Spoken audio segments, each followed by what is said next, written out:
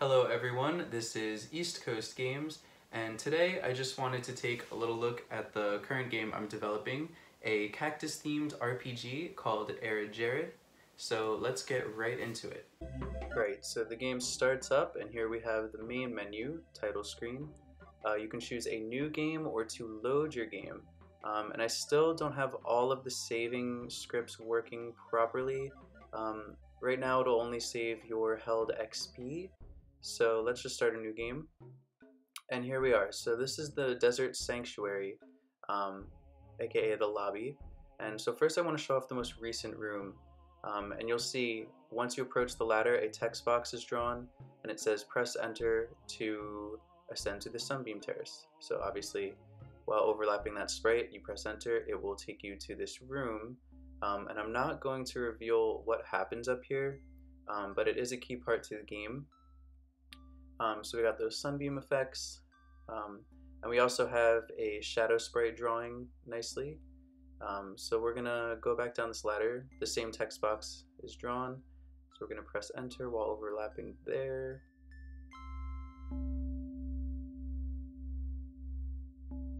Alright, so why don't we check out an actual stage of the game instead of just the hub. So we're going to go up here where, again, by overlapping you can press enter and view the world map. We are going to look at the most recent level actually, which will obviously be locked until you progress to it, but for the sake of now, we're going to play this. So at the start of each level, there's your little sidekick guy, Glyph, and he's actually a key character. At the start of the level, you are going to choose where you would like to place him. He will then spawn an obelisk, where you will deposit monster drops in order to spawn the boss. So if that sounded confusing, let me just run through that real quick. The obelisk that just spawned is counting how many monster drops you have deposited. There will be a meter. I haven't gotten around to programming that yet. And so as you can see, right now we're using our magic attack, or failing to use it, I should say, on these bad guys.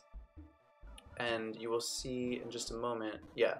So he dropped an orb, so we will collect that, and then by pressing the same button while overlapping the obelisk, we will deposit that orb, every orb you're holding, up to 10, into that deposit. Once you reach a certain amount, in this case it's very low, it's like 5, which we just hit, you will see the boss just spawned of the stage.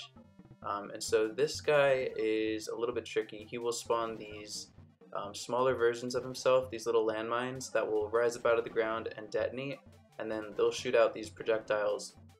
So you want to try and sneak some attacks in there while you can.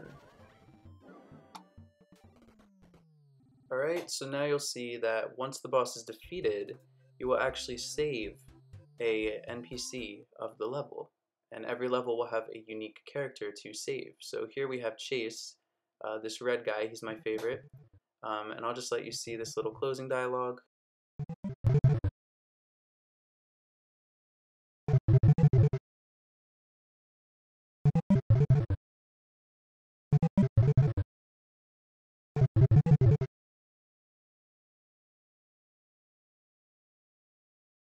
So now I want to show that when you return back to the lobby here, the game state is saved by a global variable, okay?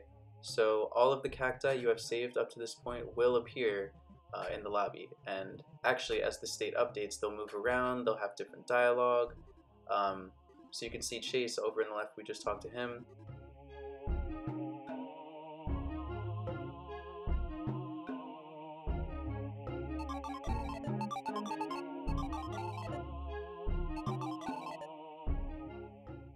Alright, and now here I just want to show that normally pressing the spacebar will trigger Jared's magic attack, so he will kind of immobilize himself in the ground there and spawn this rune. But if you press space in this little sand pit in front of the upgrade shrine, it opens up to this table here. So you can see we can upgrade speed, we can upgrade his Dune rune, which will spawn it faster, so there's not as much of a delay, and then of course we can also upgrade his HP.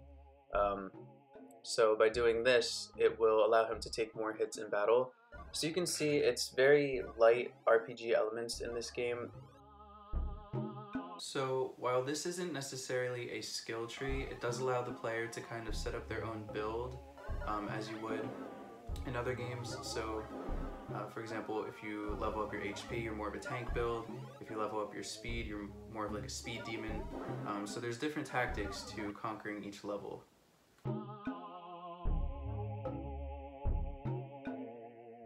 Alright, and before we wrap up, let's show off the shop up here. Once you rescue the shopkeeper, this will be accessible.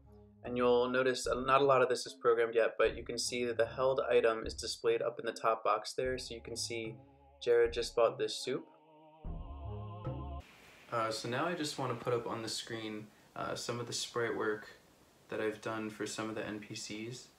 Feel free to tell me your favorite. I know mine is Chase, the red cacti with the one arm. He's a really laid back dude. You should get to know him in the real game. So I think that about does it for today's little devlog / run through of my progress in my indie game. So I hope you liked it. If you care, feel free to like, subscribe, share any of my content. It helps a whole lot. And I will see you guys next time. Thank you.